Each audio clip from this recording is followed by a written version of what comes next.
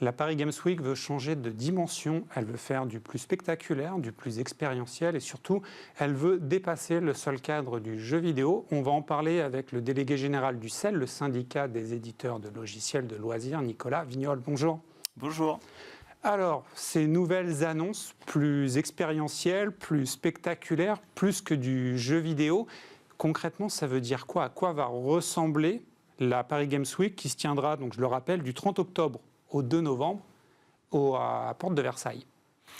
Eh bien, effectivement, on ouvre une nouvelle page en fait de ce salon qui maintenant a plus de 10 ans et une base de fans quand même très installée en France. On est le deuxième plus grand salon jeux vidéo en Europe, le premier en France. Après la Gamescom. Après la Gamescom allemande, effectivement, fin août.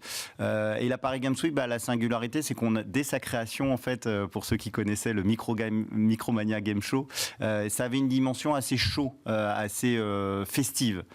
Et on veut renouer en fait avec ça. On a peut-être perdu un petit peu de vue ça pour faire des stands qui vont rester, qui vont demeurer d'expérience de jeux vidéo, de découverte de nouveautés. Mais on veut renouer un petit peu avec le côté show, des grandes scènes, offrir finalement à notre public un mix entre expérience manette en main et puis des spectacles tout au long de la journée, y compris en fin de journée, qui mixeront jeux vidéo et d'autres choses. Par exemple, vous me disiez en off peut-être des artistes, des chanteurs, voire des DJ qui pourraient mixer en fin de soirée sur les stands.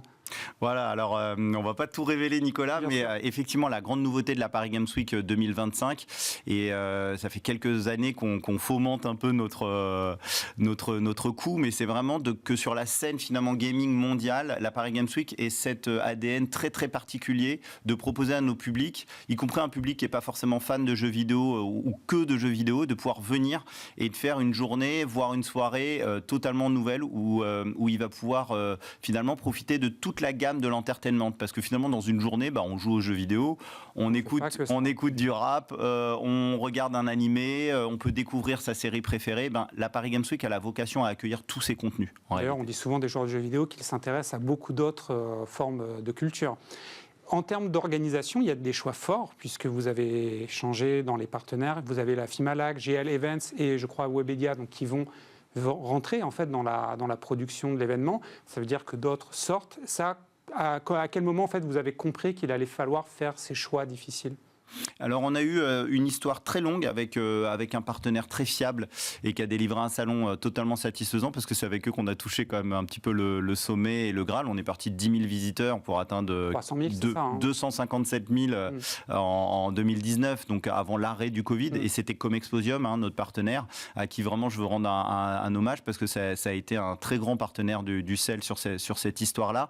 Maintenant, par rapport à la page qu'on voulait rouvrir après 3 années qu'on qualifiera de relance post-Covid, c'était vraiment d'essayer d'aller plus loin dans l'expérience entertainment, pop culture. Et donc là, il nous fallait des alliés d'une nature différente, ce que tout le monde peut comprendre. Et donc Fimalac Entertainment, du groupe Fimalac, c'est vraiment le géant de la culture en France, qui possède très nombreux théâtres, très impliqués dans le spectacle vivant, des shows musicaux, des shows humoristiques. Et ça, pour le CEL, c'est un atout grandiose pour amener un portefeuille artistique.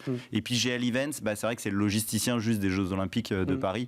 Donc c'est assez costaud aussi comme référence, et d'avoir les deux, c'est l'assurance d'avoir un salon juste génial pour les 5 ans à venir. Pourquoi, pour l'industrie française, c'est important d'avoir une Paris Games Week qui rayonne, qui limite vient concurrencer les 2 autres grands salons à Tokyo et donc en Allemagne? Ça peut avoir quel effet sur le marché par la suite? Alors, la question, elle est essentielle. En fait, je pense que parfois, on prend le problème par le mauvais bout. On se demande s'il est bien encore raisonnable de garder une vitrine ou un salon à l'époque du tout digital, etc. Mais en fait, nous, on prend le sujet à l'inverse. On a vu des pays qui ont éteint leur salon et qui le regrettent amèrement 10 ans après. Et pour rallumer un salon, d'un point de vue industriel, c'est très lourd, c'est très dur d'aller chercher des sponsors. Chacun peut l'expérimenter dans son business, d'aller lever des fonds, c'est pas évident. Et donc, nous, on tient un bijou, une vitrine, et je pense qu'il faut capitaliser dessus. Donc c'est un rendez-vous des affaires publiques, on fait venir énormément d'élus, de pouvoirs publics, et c'est important d'en parler. On fait venir un public familial, on fait venir un public très large, tous les publics du jeu vidéo français. Et puis maintenant, l'ambition, c'est d'élargir cette base-là en allant chercher des fanbases dans le monde de la musique, dans le monde de l'entertainment au sens large, et de leur dire, en fait, le jeu vidéo est la brique centrale d'une nouvelle génération et d'une nouvelle consommation de la culture, mais venez vous éclater avec nous. Donc c'est essentiel pour le jeu vidéo français et pour l'entertainment Entertainment que la Paris Games Week, salon grand public par excellence, grandisse et prospère. À quoi ça ressemblerait une programmation idéale pour vous, personnellement? Vous ne vous mouillez pas au nom du sel, mais vous, Nicolas Vignol, vous aimeriez avoir qui comme artiste?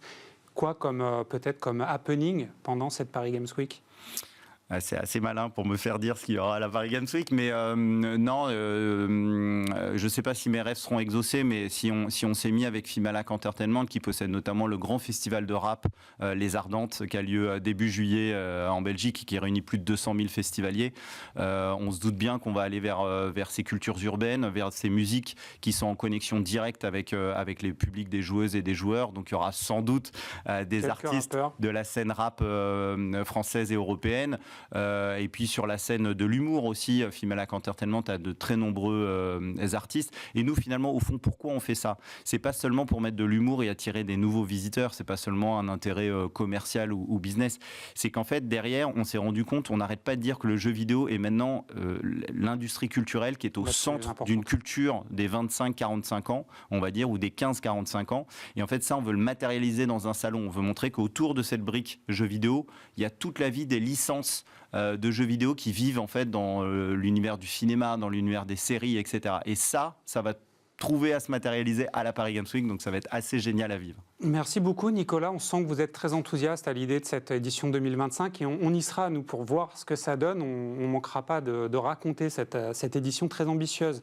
Le débat de PlaySmart, c'est maintenant, on va parler IA, ce sera un premier débat probablement d'une longue série.